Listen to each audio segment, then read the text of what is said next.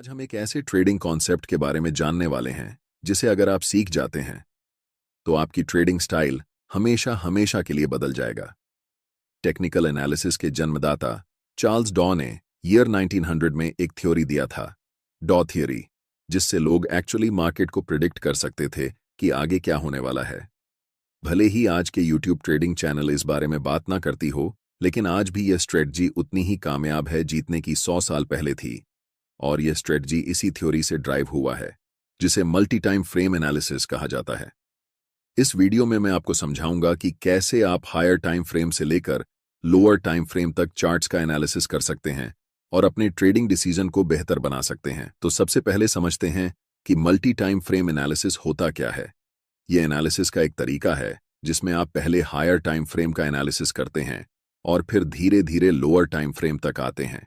इस प्रोसेस में आपको 3 महत्वपूर्ण टाइम फ्रेम की जरूरत होती है। पहला time frame direction time frame होता है, जिसका उपयोग आप मार्केट की दिशा को समझने के लिए करते हैं। यानी आप देखते हैं कि प्राइस ऊपर जा रहा है, नीचे जा रहा है या साइडवेज मूव कर रहा है, जिससे आपको ओवरऑल ट्रेंड का आइडिया मिलता है। दूसरा time frame behaviour time frame होता है, जो प्राइस के बिहेवियर के बारे में डिटेल में बताता है।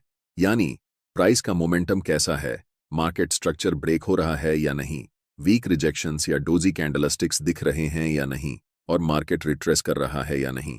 तीसरा और आखिरी time frame entry time frame होता है, जिसमें आप एक्चुअल ट्रेड एंटर करते हैं। अगर प्राइस डाउन ट्रेंड में है तो आप सेल के लिए देखेंगे, और अगर अपर ट्रेंड में है तो आप बाय करने के लिए देखेंगे। ये बहुत सिंपल है। ये जो टाइम फ्रेम्स आप इस्तेमाल करेंगे वो आपके ट्रेडिंग स्टाइल पर निर्भर करते हैं। मान लीजिए मैं इंट्राडे और स्विंग ट्रेडिंग का मिक्स उपयोग करता हूं, तो मैं 4 घंटे का टाइम फ्रेम डायरेक्शन के लिए, 1 घंटे का टाइम फ्रेम बिहेवियर के लिए और 15 मिनट का टाइम फ्रेम एंट्री के लिए उपयोग करता हूं। लेकिन अगर आप स्काल्पर हैं तो आपके लिए ये टाइम फ्रेम्स अलग होंगे।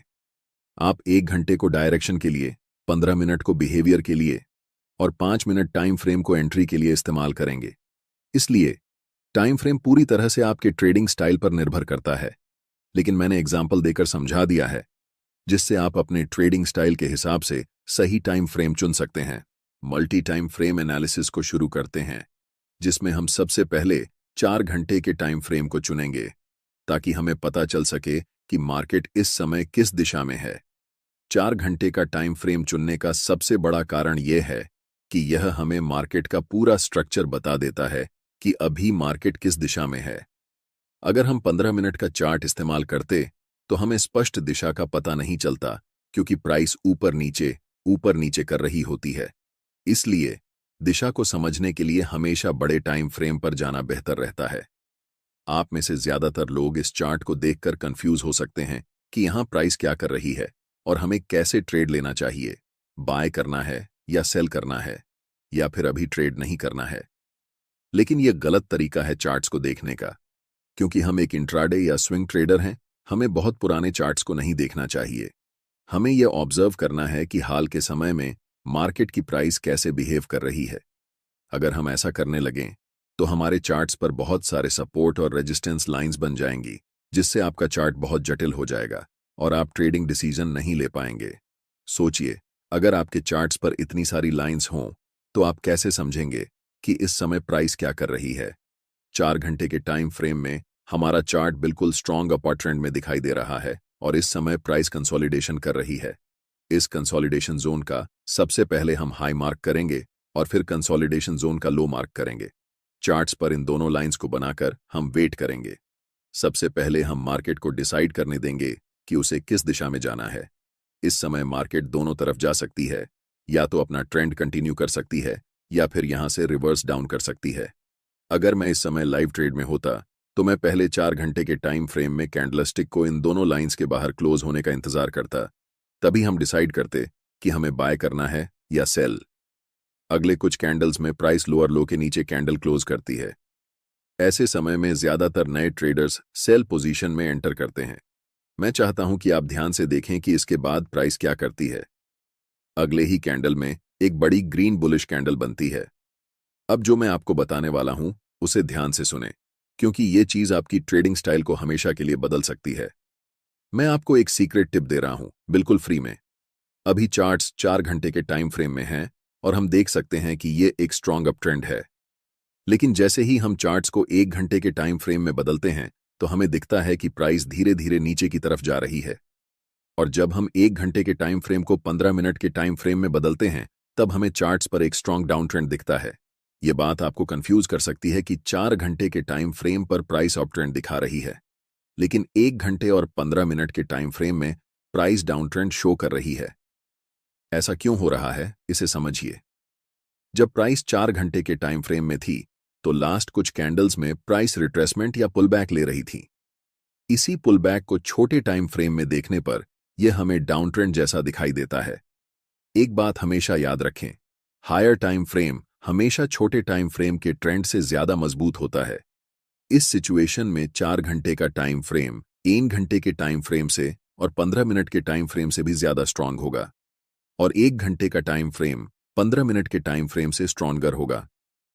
इसीलिए हम ट्रेड भी उसी डायरेक्शन में लेंगे जिसमें बड़े टाइम फ्रेम का ट्रेंड चल रहा हो। चूंकि 4 घंटे के टाइम फ्रेम का ट्रेंड अप ट्रेंड है, इसलिए हम बाय पोजीशन बनाने वाले हैं। अभी चार्ट्स 15 मिनट के टाइम फ्रेम में हैं और इस चार्ट्स में हमें तुरंत बाय ट्रेड में एंट्री नहीं करनी है, क्योंकि प्राइस का मोमेंटम अभी भी डाउनसाइड की तरफ ही है। पहले हम वेट करेंगे कि प्राइस 15 मिनट के टाइम फ्रेम में बियरिश से बुलिश ट्रेंड में शिफ्ट हो जाए, तभी हम बाय पोजीशन में एंट्री करेंगे। अभी तक प्राइस हमें कोई सिग्नल नहीं दे रही है कि वह बुलिश होने वाली है, इसलिए हम अभी भी इंतजार करेंगे। प्राइस इस लेवल को रीटेस्ट करने आती है, लेकिन पूरी तरह से ब्रेक नहीं कर पाती और फिर से नीचे चली जाती है। ऐसा दोबारा होता है, जिससे हमें पता चलता है कि अभी प्राइस साइडवेज हो चुकी है। इस समय बाय पोजीशन में एंट्री करने के लिए यह जरूरी है कि प्राइस इस लेवल के ऊपर क्लोज होकर अप ट्रेंड का स्ट्रक्चर बनाए। अगर हम प्राइस को 1 घंटे के टाइम फ्रेम में बदलते हैं तो हम देख सकते हैं कि अभी तक हमें कोई भी बुलिश सिग्नल चार्ट्स पर नहीं मिल रहा है जिससे हम बाय डिसीजन बना सकें। अगले कुछ कैंडल्स में प्राइस लास्ट स्विंग लो तक आती है और उस पर्टिकुलर लेवल से एक स्ट्रॉन्ग रिजेक्शन लेकर ऊपर की तरफ बढ़ जाती है, जिससे एक बिग ग्रीन बुलिश कैंडल बनती है। प्राइस ने ट्रेंड लाइन को ब्रेक कर दिया है, लेकिन हमें 1 घंटे के टाइम फ्रेम पर ट्रेड एंट्री नहीं करनी है, इसलिए हम अपने चार्ट्स को 15 मिनट के टाइम फ्रेम में बदल रहे हैं। अब हम कह सकते हैं कि मोमेंटम डाउन ट्रेंड से अप ट्रेंड में शिफ्ट हो चुका है और इस समय 15 मिनट के टाइम फ्रेम में मोमेंटम अप है, 1 घंटे के टाइम फ्रेम में मोमेंटम अप है और आखिरकार 4 घंटे के टाइम फ्रेम में भी मोमेंटम अप है।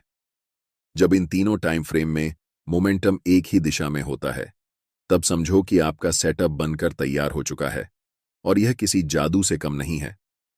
हमेशा याद रखें, कभी भी जल्दबाजी में ट्रेड नहीं करना चाहिए। हमें तब तक इंतजार करना चाहिए जब तक तीनों टाइम फ्रेम में प्राइस एक ही दिशा में न हो जाए। अब यहां हम बाय पोजीशन में ट्रेड में एंट्री करते हैं, ठीक इस ज्वाइंट ग्रीन कैंडल की क्लोजिंग पर, जिसमें हमारा स्टॉप लॉस ट्रेंड लाइन के थोड़े नीचे होगा।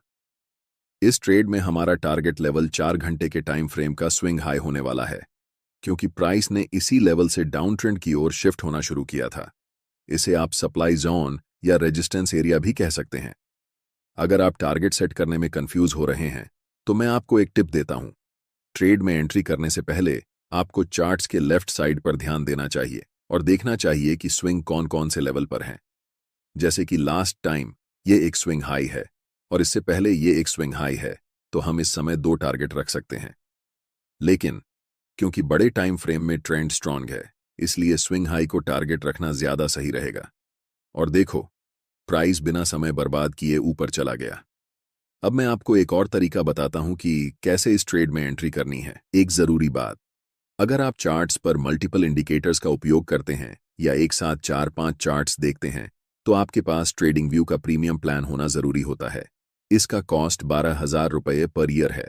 अगर आप ट्रेडिंग व्यू का सब्सक्रिप्शन फ्री में चाहते हैं तो आप अपना डिमैट अकाउंट शाम को ट्रेडिंग ऐप में खोल सकते हैं। अपने ट्रेडिंग को इंप्रूव करने के लिए सैमको में स्विच करें। सैमको आपकी ट्रेडिंग हिस्ट्री का एनालिसिस करके आपको आपकी गलतियों के बारे में बताता है, जिन्हें जानकर आप अपनी ट्रेडिंग को और बेहतर बना सकते हैं। एक ही प्लेटफॉर्म पर सभी एसेट क्लास में ट्रेड कर सकते हैं। जिसमें कमोडिटी डेरिवेटिव्स और करेंसी डेरिवेटिव्स भी शामिल हैं। यहाँ अकाउंट ओपनिंग फ्री है और पहले साल के लिए अकाउंट मेंटेनेंस भी फ्री है। म्यूचुअल फंड और आईपीओ में कोई कमीशन नहीं है। बाकी सभी एसेट क्लास में ट्रेड करने पर केवल 20 रुपए पर ऑर्डर ब्रोकरेज लिया जाता है और यहाँ कोई भी हिडन चार्ज नहीं है। 1000 से ज्यादा स्टॉक्स पर 4 गुना लेवरेज मिलता है, जिसे आप लाइफ टाइम तक होल्ड कर सकते हैं। यहाँ पर आपको ट्रेडिंग व्यू का प्रीमियम वर्जन मिलता है, जहां आप मल्टी चार्ट लेआउट और 50 से भी ज्यादा इंडिकेटर्स का इस्तेमाल कर सकते हैं और चार्ट्स पर ही बाइंग और सेलिंग के ऑर्डर प्लेस कर सकते हैं। साथ साथ अपने स्टॉप लॉस और टारगेट को भी मैनेज कर सकते हैं। अगर आप डिस्क्रिप्शन में दिए गए लिंक से सैम को ब्रोकर ज्वाइन करते हैं तो आपको सीबी से रजिस्टर्ड एडवाइजर द्वारा दी गई रियल टाइम ट्रेडिंग एडवाइस बिल्कुल फ्री मिलेगी।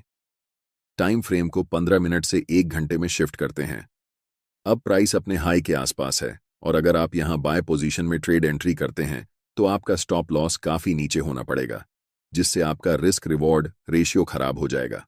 इसलिए हमें तुरंत ट्रेड में एंट्री नहीं करनी है, बल्कि प्राइस को पहले रिट्रेस होने देना चाहिए। इस लेवल तक प्राइस रेड कैंडल बनाते हुए नीचे आती है और इस लेवल को टच करती है, लेकिन आप तुरंत यहां पर एंट्री नहीं ले सकते। अगर आप यहां एंट्री लेते हैं तो आप बस अनुमान लगा रहे हैं कि प्राइस ऊपर जाएगा, लेकिन प्राइस बहुत अनिश्चित होता है। चाहे कितना भी महत्वपूर्ण लेवल क्यों ना हो, वह कभी भी ब्रेक हो सकता है या फिर उस लेवल को रिस्पेक्ट नहीं कर सकता है। इसलिए हम इंतजार करते हैं कि मार्केट पहले कंफर्म हो जाए कि वह किस दिशा में जाने वाली है, उसके बाद ही हम ट्रेड में एंट्री करेंगे। आप अगर अपनी इच्छा के अनुसार ट्रेड करेंगे तो यह एक खतरनाक तरीका हो सकता है। कभी भी मार्केट में सर्वाइव नहीं कर सकते हैं, चाहे आपके पास कितना भी कैपिटल क्यों ना हो। अधिकतम 1 सप्ताह लगेगा और आपका कैपिटल डूब जाएगा। इसलिए हमेशा कंफर्मेशन का वेट करना चाहिए। अब प्राइस को 15 मिनट के टाइम फ्रेम पर शिफ्ट करते हैं।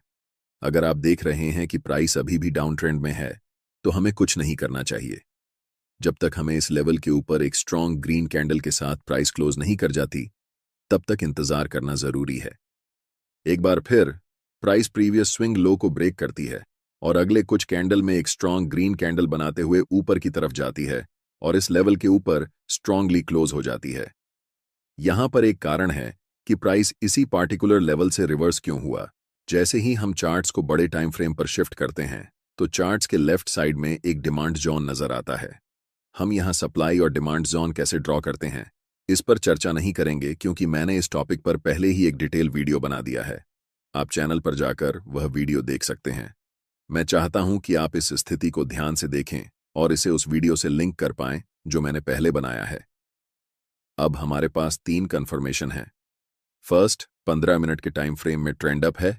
सेकंड, 1 घंटे के टाइम फ्रेम में ट्रेंड अप है। और थर्ड, 4 घंटे के टाइम फ्रेम में भी प्राइस अप है। हम जानते हैं कि यह सेटअप हमारे लिए एक जादू की तरह काम करता है। इस कैंडल की क्लोजिंग पर हम बाय ट्रेड में एंट्री करेंगे, जिसमें हमारा स्टॉप लॉस कैंडल के लो के पास होगा और take profit next swing high पर होगा। अगर हम बड़े टाइम फ्रेम पर देखें तो ये हमारा 1 के लेवल है जहां तक प्राइस जा सकती है। आप देख सकते हैं कि प्राइस वैसा ही करता है। धीरे धीरे मार्केट स्ट्रक्चर बनाते हुए ऊपर की तरफ उस लेवल को टच करती है, जिससे हमारा टारगेट हिट हो जाता है और हम प्रॉफिट बुक कर लेते हैं। यह ट्रेडिंग स्ट्रेटेजी मेरे लिए सबसे अच्छा काम करती है, क्योंकि मैं एक इंट्राडे के साथ साथ स्विंग ट्रेडर भी हूं। लेकिन जब आप इस स्ट्रेटेजी को उपयोग में लाएंगे तो अपने ट्रेडिंग स्टाइल के अनुसार टाइम फ्रेम को चेंज कर सकते हैं।